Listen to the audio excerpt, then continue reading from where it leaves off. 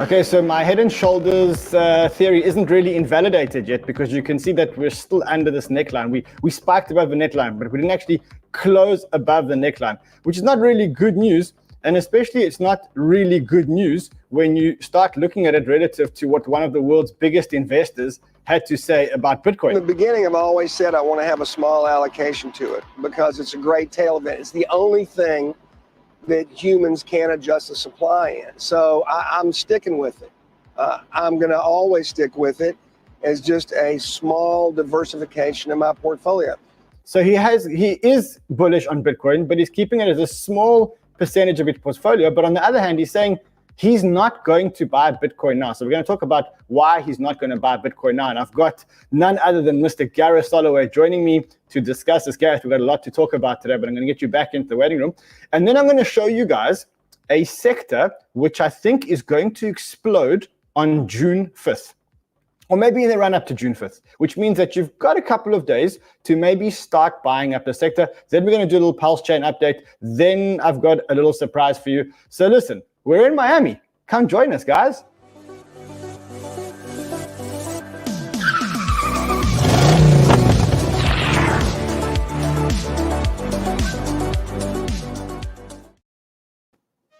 Alrighty, welcome back, welcome back. Remember I said we're going to get rid of the get out of bed bitch song slowly over time, and we're actually counting on the fact that you guys are going to make another song for us. So I'm waiting for one of you guys or some of you guys to actually send us another new Banter song. So if you feel like doing it, do it.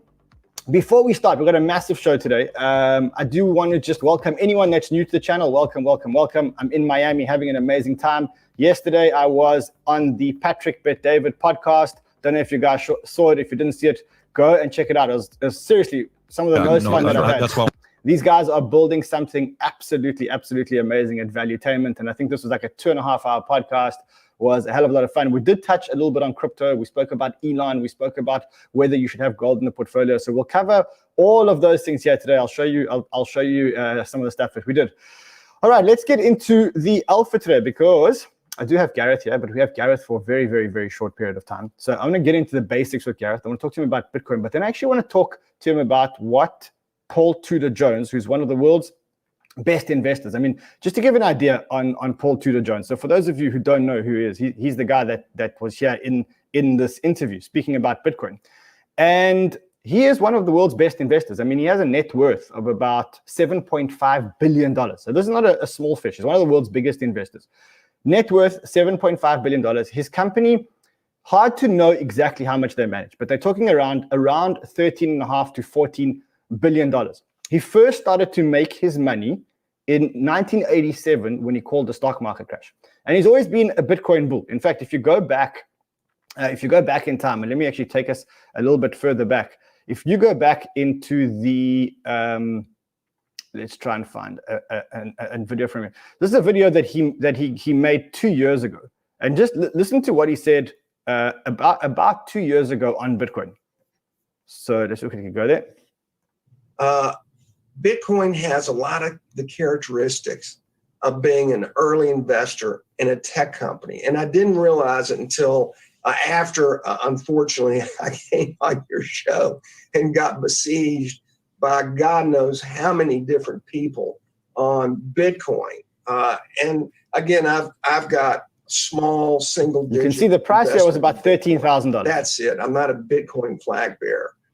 But what I learned was, and what I was so surprised by, is that Bitcoin has this enormous contingent of really, really smart and sophisticated people who believe in it.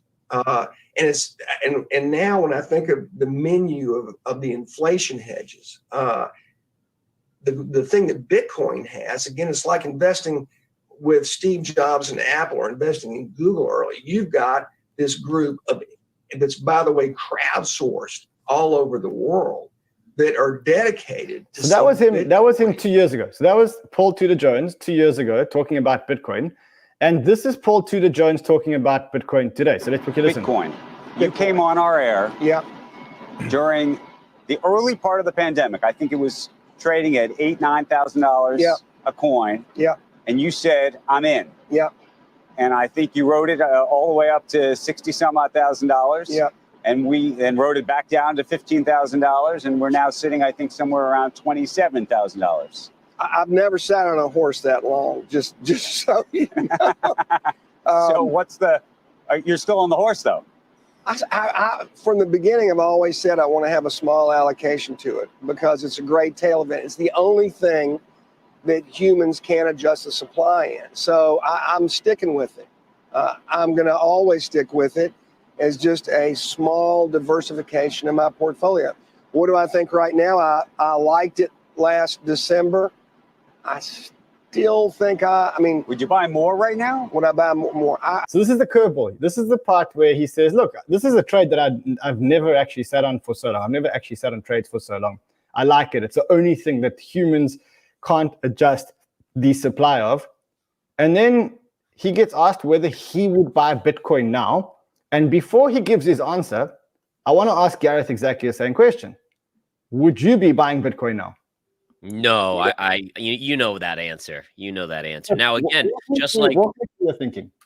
Well, just number one. So number one, we're heading into uncharted territories with the Fed not participating in the potential recovery or even into the recession of helping be via printing money, right? So that is a whole new ball game for crypto. And I think honestly, the recession, the stock market is going to be the main driver, unfortunately, for Bitcoin, where it's de-risking, right? So I think we have a major downside move coming in the stock market. And I just don't think that, I think you'll get it cheaper. And again, just like Paul Tudor Jones, I'm a huge long-term bull. But again, why would I buy here if I think I can get it cheaper? So tell me, when you look, I'm looking at your Bitcoin chart. I just quickly want to toggle back to my Bitcoin chart. I saw a head and shoulders pattern playing out. I mean, I think that's head and shoulders. Yep. I did see a bounce off the 200-week moving average. Mm-hmm. I saw Bitcoin trying to reclaim the neckline yesterday, but it closed under. Yeah. And it's now trading under. From a technical analyst's perspective, what do you see there? Yeah, so anything below that neckline, that's bearish. If you reclaim the neckline, it comes into neutral. And then if you get above the 30,500, it becomes bullish. So as a technical trader, there are ranges. There's neutral ranges, there's bearish, and there's bullish ranges. Right now, as long as we remain below that trend line, it's a bearish signal here. What would be your downside target if this is a head and shoulders playing out? Because I know like there's almost like a formula that says, if you do get a head and shoulders, this is kind of how you would measure the move down. So what's the move down here? So right. So what you do is you take the highest point of that head and you drop a straight plumb line to the neckline, and that's a move of 4,165. And then per the break point, you would drop that same amount down, 4,165. And that's again how you calculate to a T the target where this would go. Now, what's interesting here is if we look at a trend line such as this, look at what that's coming right up into, right? So wow. I love this. As a technician, I love when I see trend lines match up with other technical factors, because what that does is it gives me an opportunity to play Bitcoin for a long trade there. And I think that's important, is I always look at long-term maxis in Bitcoin or crypto. They have these boots on made of cement, right? They can't move. I'm nimble. I'm jumping around. I'm going long. I'm going short. I'm short now via my service from near 30,000, and we're in the money, right? And then I'll cover and I'll go long at the right level. But it's all about just letting the chart speak to me. Are you still saying that the 30,500 breakthrough, if we break through 30,500, are you saying that could still invalidate your bearish scenario? Yeah, so I still think that if we stay above 30,000, I've said 5 to 7 days, you really want to see consolidation and holding, not just a quick move above. But if we hold above there, then I do think the low is in at 15.7. Doesn't mean we're not going to pull back to 20,000 during the cycle, right? It just means that at that point, I think the probabilities are that you have a low in the bear market. Okay, now take me to gold, because I know gold is ripping. Okay, now I'm going somewhere with this. This is not just a question. So walk me through your gold scenario for the next 3, 4, 5 months. Right. So short term, we know we hit a triple top on gold. Technicals signal that triple tops get small pullbacks and then usually will break out to the upside. So double tops, you can see here was your first hit. Here was your double top. Double tops get big pullbacks. Triple tops usually get shallow pullbacks. I still think there's a little bit near term downside on gold to about 1925, give or take a little bit. But then my guess is you're going to break out to the upside. And I still have a $2,300 price target year end on gold. Okay, now if gold goes, in fact, before we go there, I actually want to play you an excerpt. Yesterday, I was on Patrick Bet-David's podcast. We had George on the podcast. George is an amazing mind in the space, worth listening to 2 minutes. But this conversation leads to gold, in my mind. Yeah. Here's an article from Forbes. Why gold is a good investment right now may be set for a new record price. Gold prices are approaching their all-time high with a 10% increase this year, driven by investors seeking a safe haven asset amid economic uncertainty. UBS predicts gold could surpass its record price, setting a target of $2,200 per ounce by next March, citing factors such as weakening U.S. dollar, banking sector stress, debt ceiling concerns, easing interest rate expectations, and the likelihood of a recession. Gold's price surge is primarily influenced by macro variables rather than supply and demand fundamentals. UBS analyst 𝗕𝗏𝗏𝗏𝗏𝗏𝗏 notes that gold's price is driven by factors like U.S. real estate and the strength of the U.S. dollar. The surge in gold price is unique as it is unrelated to its case. So use case. What do you think is going to be happening with gold? Well, I think it's a question of timing, right? So if you say, is it 5 years or is it the next 5 months? I'll go ahead and start by saying that I think everyone should own gold, and I don't really see it as an investment. I just see it as insurance. So regardless of the price, I always put it 10% of my portfolio, because I don't care if the price goes up or down. It's just purchasing power. It's that insurance policy. Now, if you say the next 5 months, I would say my base case is that gold actually goes down, believe it or not, because I think that it's overbought. And if you look at history, going back to COVID or the GFC, when you have a crisis situation, gold actually goes down because it's the only thing on the balance sheet that these big funds can sell. It's the only thing that has a bid because it's doing its job, right? So if you go back to Lehman Brothers, you see that gold just crashes. And then once rates get down to zero, and the market says, okay, we've kicked the can down the road, as Pat was saying, because we did all this, we'll call it quote unquote money printing. Then gold rips higher, absolutely rips higher. And it did the exact same thing during COVID. So what do you think? Because I know your thesis is that we're going into a recession. And he's saying, look, if we go into a recession, the only thing that the funds are going to get a bid on is actually on their gold holdings. And that's going to be the first holding that they actually sell. Yeah, so I happen to agree with that, and I think gold, for instance, is the one safe haven. Like, as much as I think Bitcoin to me is like the son of gold, meaning like it's the adolescent of gold. Eventually, it matures into being an adult and becomes the digital gold. It's just not there right now. Right now, it's still very volatile. There's lots of emotion in it. It's not a pure safe haven asset. It's more of a risk asset. So if we see the stock market decline, Bitcoin's going to decline. Gold should actually move up for me, at least in this scenario. I think a lot of that is this is a safe haven. It becomes the place to go when nothing else looks good out there, including real estate. So you don't think that if we get a recession, people are going to sell off all their gold, which is what he's saying. Yeah, so I don't think so. I think they would if the Fed was dropping rates aggressively. But again, I don't see that happening. I see inflation remaining elevated, not seriously elevated, but like 3% elevated for the foreseeable future for the next couple of years. And as long as the Fed can't drop rates, the economy is going to get very, very scary for people because they can't come to the rescue of the market, and therefore gold probably goes higher. Okay, now I want to play the kicker. This is where Paul Tudor Jones is asked whether or not he would hold gold or whether or not he would be buying gold now. Let's quickly listen to it. I look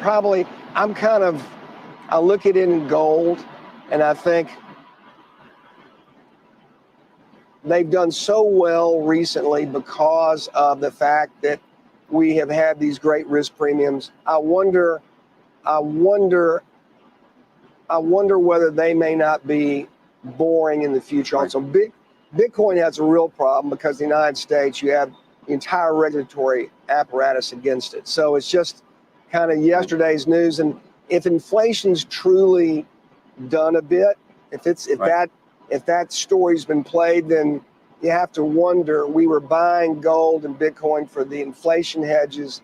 That game may be over. I would in 6 months ago, before AI, before the possible productivity boost that we'll get for it, I would have said a completely different story with regard to the inflationary future and with regard to all the inflation hedge. So he talks about three things. He talks about regulatory headwinds. He talks about the fact that inflation is now out of the way.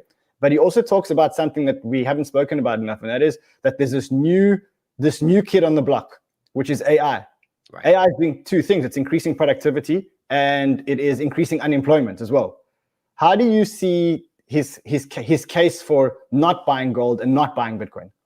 Yeah, so I mean, I agree with the not buying Bitcoin thing. I'm still struggling with him thinking that inflation is going to get back to a normalized 2% or less level. And I think that's where we differ just a little bit. If that happens, then you're right. Then the Fed can come out and do what they got to do, and gold probably doesn't become a major asset to the upside. By the way, I think eventually gold is inconsequential, but we're talking a decade away when Bitcoin finally matures into that digital asset. If I had the choice between gold and Bitcoin, I'm buying Bitcoin every time if it's equal to gold, if it behaves the same as gold, because I can move it a lot quicker than I can with gold. So again, it's an interesting hypothesis, and it's going to be interesting to see how it plays out. I do have to get going though. I got to get on my live trading room. Let's let Gareth go. Gareth, thank you very much, my brother. We'll see you soon. I'll see you in Miami. Take care. Ciao, ciao, Gareth.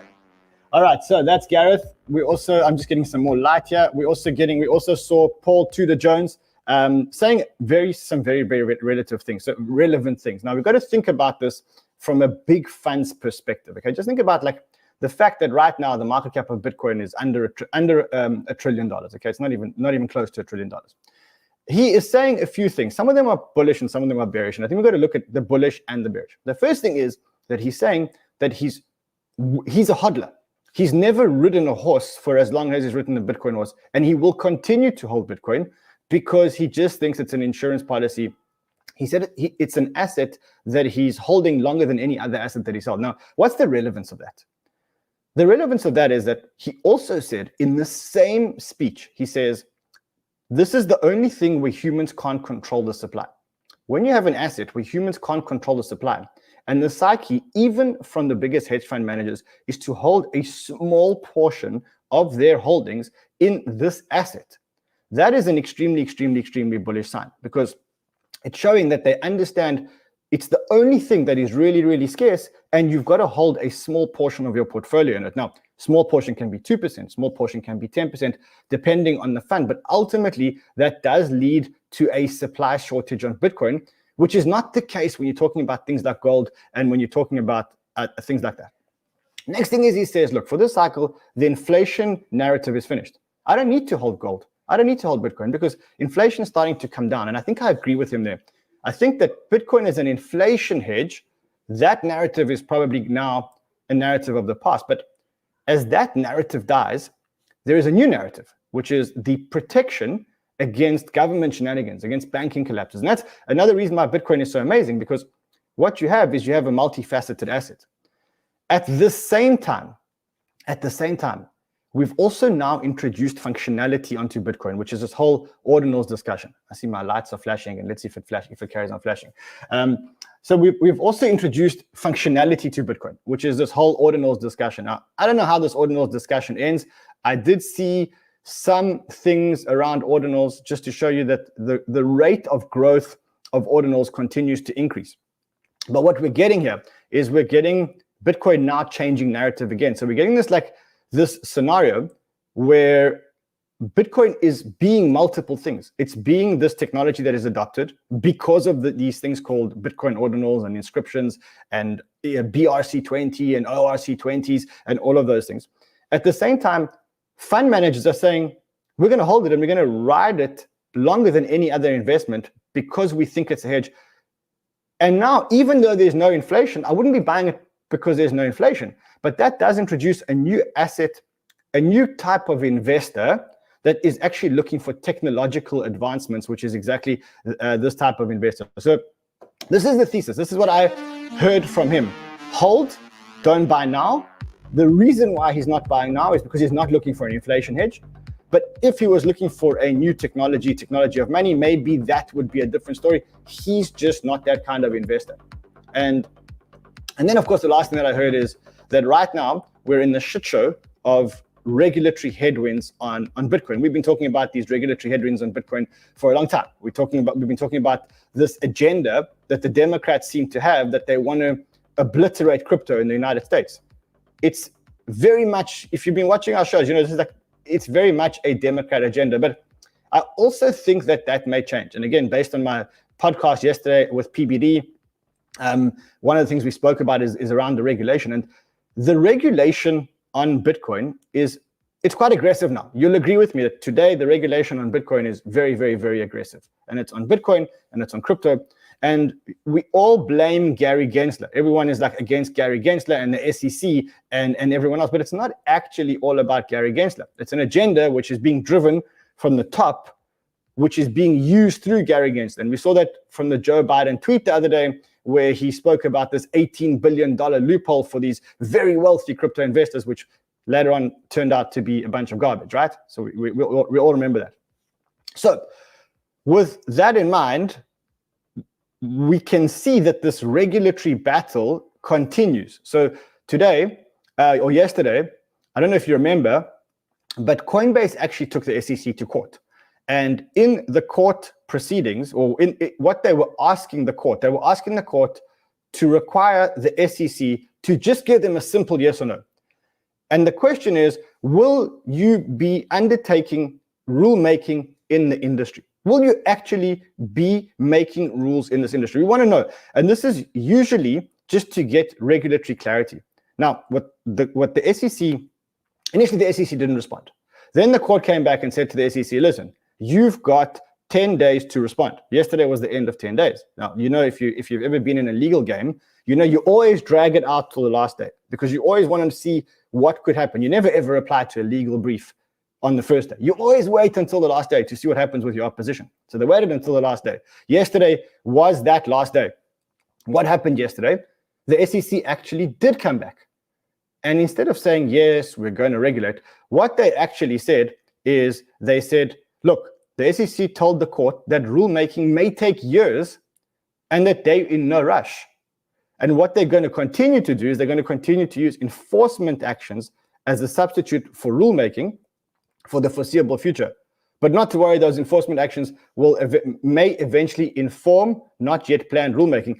The SEC also said the following. They said, listen, any statements by Gary Gensler are not formal guidance or policy statements from the SEC and cannot be relied on as much. So it's almost saying, look, when Gary Gensler goes onto CNBC and rattles off his fat mouth, that doesn't necessarily mean that is the views of the SEC. So now the court, the ball is back in Coinbase's court. They've now made the SEC look like a bunch of fools, okay? Adam Cochran came up with a great response. He says, dear American lawmakers, let's be clear. The current pace of rulemaking at the SEC is not only embarrassment to the United States, but a real and present danger. Gary Gensler cites cases suggesting that it takes 10 to 20 years are acceptable. Okay. Meanwhile, innovation in America is under attack. We know this. All the developers are moving to Asia and a whole lot of other places. And he says, in the US and abroad, guidance came almost a decade ago, but for everyone except for the SEC, which is now being used as this pawn.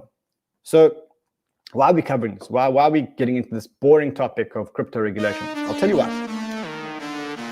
Because when the SEC is attacking crypto, it is possibly the worst time, or the sentiment-wise, it's the worst time. I mean, after all, why do you want to fight a government? Why do you want to fight a government that is now attacking this industry that we like so much and that we're so passionate about and that may actually change the future of finance?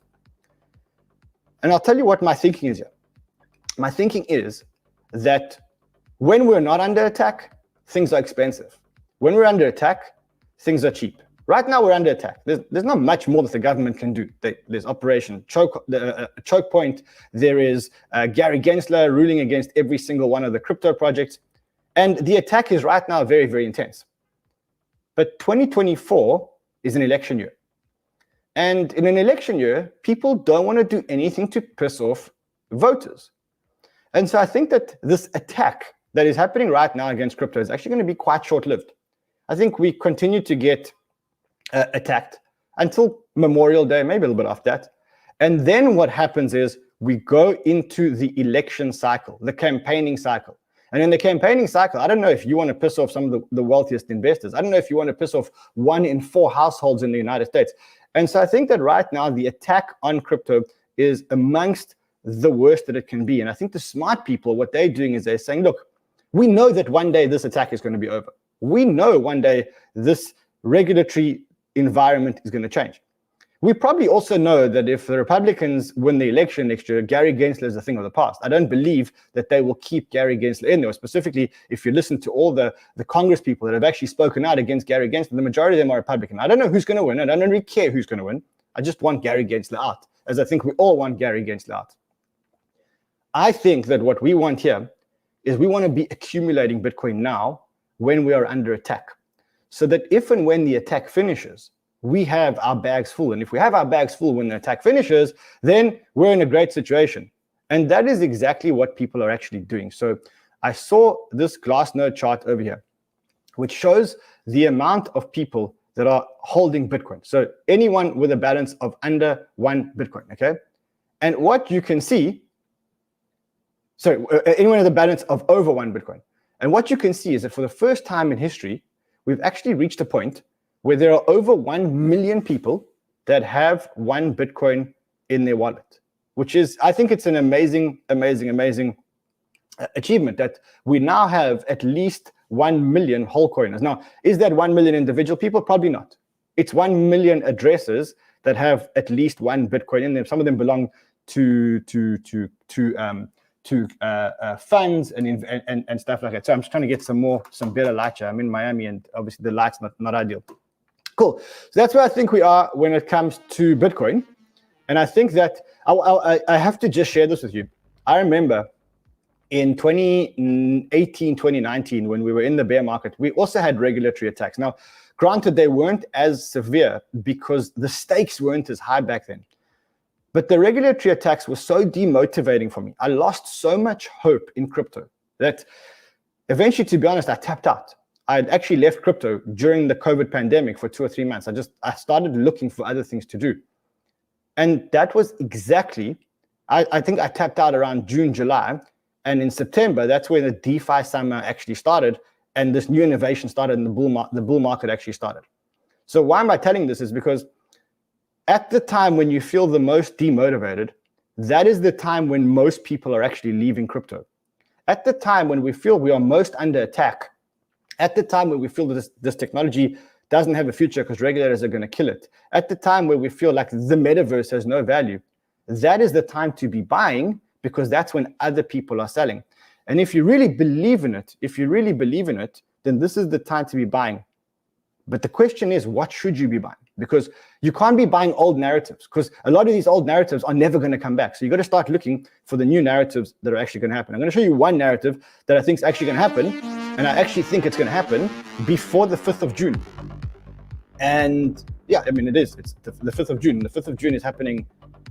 What are we in today? We're probably in the 15th or 16th. So you got about 2 weeks to decide whether or not you like this new narrative that I'm talking about, and you can actually get in, and I think you can actually get in before everybody else. So if you want to hear the new narrative, I want you guys to smash, obliterate that like button. I told you, I forgot to tell you in the beginning of the show, I see the likes are looking dismal, disgusting.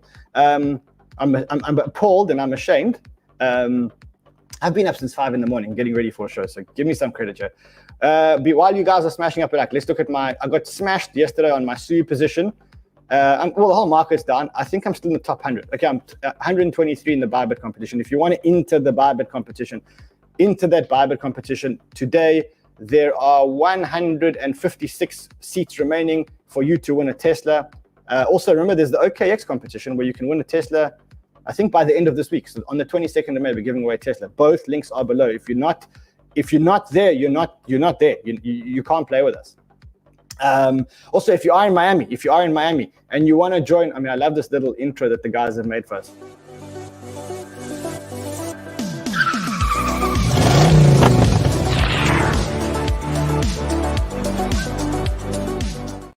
We are here in Miami, and I tell you, a lot of us are here in Miami. Sheldon's here, Kyle's here, Kyle's girlfriend's here. So ladies, if you thought that you could jump Kyle here while he was in the streets, you can't because his girlfriend's here.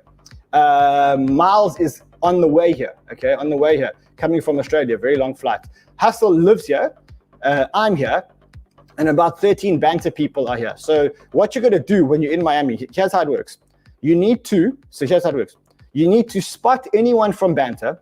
You need to snap a photo of that person. You need to tag us in that photo, tag the Crypto Banter Twitter account in that photo. You could win $1,000. That's how it's going to work. So I want you guys stalking Kyle and Sheldon. I want you guys to drive them absolutely nuts. Okay, so that's the brief if you're here in Miami. Also, if you're here in Miami, there is a link below to our party, free party with us and live. Just sign up today. It's going to be a lot of fun.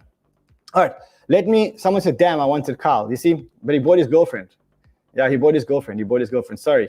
All right, let me tell you about this narrative that I actually think is going to pump, and it's going to pump before the 5th of June. And I'm going to show you why it's going to pump before the 5th of June.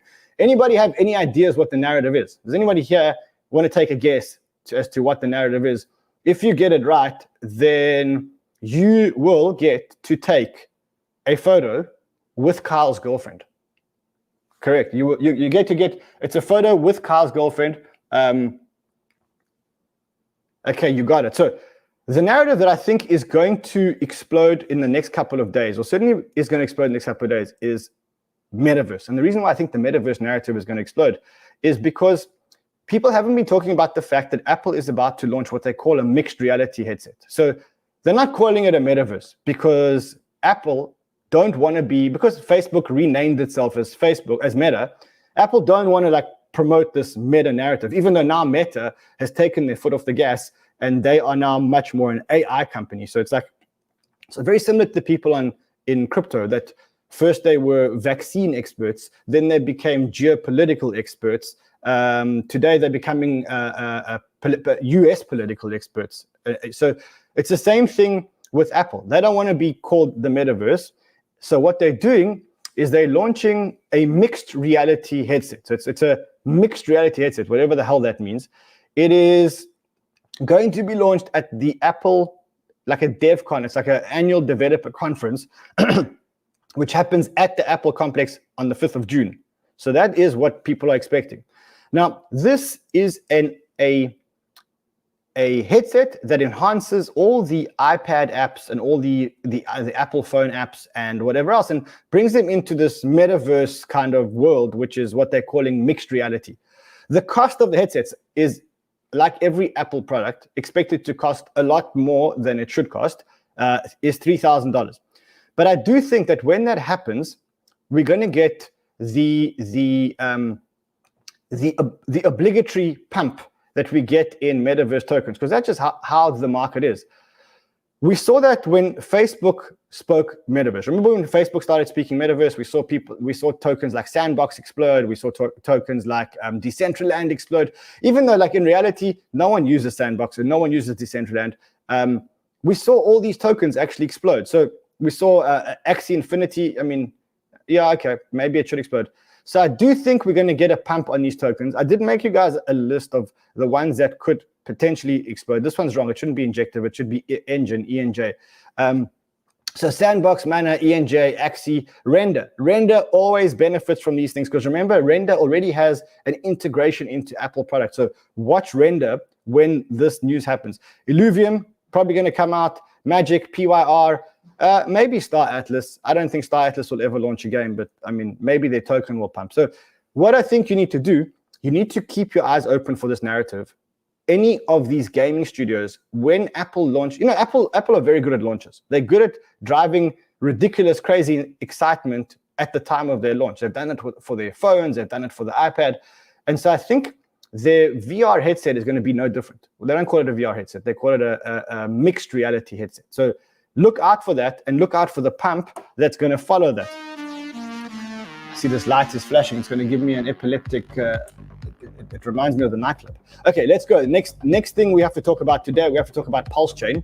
So, ladies and gentlemen, the bridge is open. You can now bridge your assets from ETH to PulseChain. Why is that so relevant? Is because before the bridge, you couldn't actually transact on PulseChain. So, yeah, cool. PulseChain was working, but if you can't get assets onto PulseChain, if you can't get your assets onto PulseChain, then what's the point of the bridge? Of PulseChain. Now you can actually bring assets onto PulseChain. That's what the bridge looks like, by the way. For those of you who've never seen a bridge before, you put in how many ETH you want to bridge, how many USDT you want to bridge, and bang, you send it from the one to the other, and you can go into PulseChain. Richard Hart says he's a genius. He says, if you've noticed, PulseChain keeps improving rapidly. Yesterday, you had no bridge. A few days ago, you had no chain. Next up, Pulse X stuff. So he's doing that. And people were so keen to bridge onto PulseChain that it became one of the biggest gas guzzlers on the Ethereum network. I don't know if that's anything to be proud of. Right now, as we speak, there is $23 million that has been bridged onto PulseChain. So people are actually moving onto PulseChain, $23 million of assets moving onto PulseChain. So the PulseChain momentum continues. Respect the pulse. If you're here, smash the like button if you do respect the pulse. Also, if you respect the meme coin, let's talk about the respect for the meme coin. I love that AI David Attenborough thing that we saw yesterday. I think it was brilliant. It's like one of the best things that I've ever seen. But the froth in the meme coin market continues. It continues like crazy. I want to just show you how crazy this thing is. So, you know, there was this guy called Ben.eth. Ben.eth is not, by the way, it's not BitBoy. It's a guy called Ben.eth. He invented the Ben token. BitBoy decided that he can't have a token called Ben and not actually be involved. And so what did he do?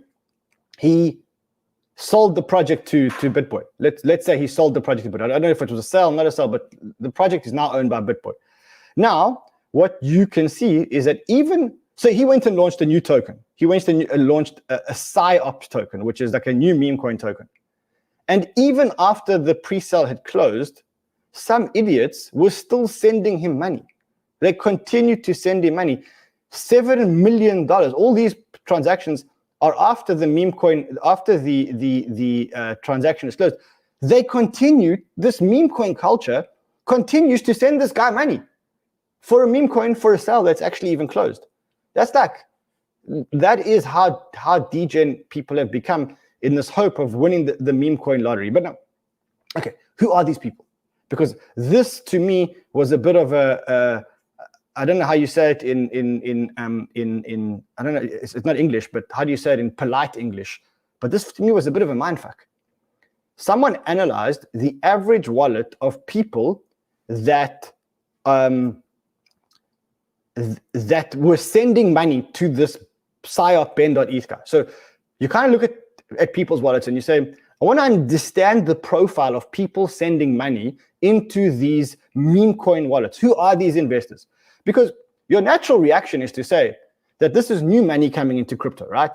And it is TikTok money coming into crypto. And this TikTok generation is coming here and betting on meme coins because they don't actually understand fundamentals. That's what you think. That is the narrative that we want to believe. We want to believe that meme coin traders are actually new money coming into crypto, not draining our old liquidity, but actually bringing in new money into crypto. That's what we want to see, right? But it's not like that.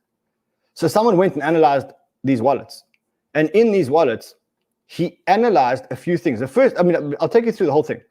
First thing he says, most of these wallets are 480 days old, or bigger than 480 days old. These are guys that have been here for at least a year and a half. Okay, so these are not, here's the breakdown of the number of wallets. The meme coin traders are people that have been here for a year and a half. If you've been here for a year and a half, you got in, so a year ago, I'm just trying to think, when was Luna? Luna was about a year ago. So you got in before Luna. Okay, so you got in 6 months before Luna. You probably made a lot of money on Luna. You lost it all. You somehow survived, still in the game, and now you're playing meme coins. Let's look at the type of tokens that these guys are holding. So they are NFT traders. You can see that these are people that bought NFTs. They are degen gamblers because they have Luna 2.0 in their wallet. Why did they get Luna 2.0? Not because they like Luna 2.0, because they got that stupid airdrop that we had. Okay, they don't have a lot of USDC and USDT because they're absolute degens. But you can kind of see all the other things that they're holding. So Matic, Turbo, Lux, Gas, Ape. This is the profile of the type of people that are actually trading meme coins. Most of the transfers happen in the first blah blah blah. This is and they small fish type, even though these are old wallets, most addresses that send money have less than $30,000 in their account. So these are guys that are trying to make huge money buying into these meme coins. So just thought it was super interesting to understand who we're dealing with here. That's at least now we understand the psyche and the mentality of these meme coin traders. What else? There is $780 million worth of STETH moved to Lido. Now that is the Celsius STETH. Looks like they're going to unstake them and probably restake them somewhere else. We know that because yesterday they restaked them. The other thing that I saw was this. We saw there's only been 3 times in the past year that we have seen $750 million of Bitcoin withdrawn from Coinbase in one day. That's either a panic situation or an institutional investor that's buying. So that you just think about who could withdraw $750 million in one day. Yesterday was one of those days. So I don't think it's a black swan event. It sounds to me like we're going to hear soon that there is some kind of new institutional buyer that we don't know who this institutional buyer is. And this institutional buyer is actually going to land up announcing that they put Bitcoin on their balance sheet or something along those lines. All right, let's see. Let's have a look at the research group and just see if anything has happened during the show that we may want to catch up on. Let's have a look here. I see an article came out from Kramer. What does this article say? Why betting on Home Depot could win a jackpot right now, according to Jim Cramer. Home Depot posts worst revenue. Oh my God! So Cramer strikes again. Let us have a look. All right, there's nothing else that is happening. Remember, if you're in Miami, tickets below. Remember, there's a few more days to win the OKX Tesla, and if you don't win the OKX Tesla, there's a second chance to win a Tesla. Remember that I'm not going to win the trading competition if I carry on trading like this because I'm not trading very well. And remember also, let's have a look at the bubbles. Remember also Banter bubbles, kids. So Banter bubbles, let's see if there's anything going on in the bubbles today. Not much going on. It's one of those like seriously boring days. Just not really much going on. Remember to go onto bubbles when, I mean, we're not going to chat here all the time, but when something moves, like for example, a Conflux, all the stuff that you need to know will probably be here from the community. So what you need to do is you need to do your bit. Just come and join us in the bubbles when the bubbles move. That way, the psyche is, you want to wake up in the morning, or when you're on a date with your girlfriend and you go to the bathroom and you just quickly want to understand what's going on, right? You just want to open the bubbles. You want to see what the biggest and what the smallest bubble is. And then what you want to do is you quickly want to just understand, okay, what's going on here? What happened with Radix? Okay, you want to click here and you want to hear from people what's happening with Radix. And that's what we want. And what we'll build here together, we will build the ultimate social network around why prices are moving inside the bubbles. And not only will we do that, once we do that, we will also be in a position where we can trade for the bubbles. We don't want to implement trading yet. We have a little bit of problems blocking the US users and whatever else, but it's going to come next week. And we'll actually be able to trade with the bubbles where eventually we will be able to trade together, because what it'll tell you is it'll tell you 8 people are trading in this bubble, 9 people are trading in this bubble, 15 people are trading in this bubble. And so you'll know what the rest of the community is doing. Now you can use that information exactly as you wish. So if you haven't already been to bubbles, go to bubbles. You don't even have to sign up. The best thing is that you just log in using your Twitter profile and then you comment using your Twitter profile. We did that so that people can follow you on Twitter. So you can see if I want to follow Josh's trading, I just click on Josh's profile. I click Josh here, bang, I'm now following Josh on Twitter. And yeah, I mean, that's why we built Bubbles. It's going to be, for me, the ultimate social trading tool. We need you guys to come in and help us, and we'll help you. And I think that is it. I don't see anything else happening in the research group. So I will see you guys again tomorrow. I'll wake up at 5 o'clock in the morning to bring you guys crypto love and crypto wisdom. And all you have to do is smash the like button, subscribe. And by the way, if you didn't watch my podcast with PBD yesterday, Patrick Bet David, go and check it out. It was one of the most amazing, fun things that I've ever done that's maybe not crypto related. See you guys tomorrow. Until then, You know what to do. Trade well, my friends.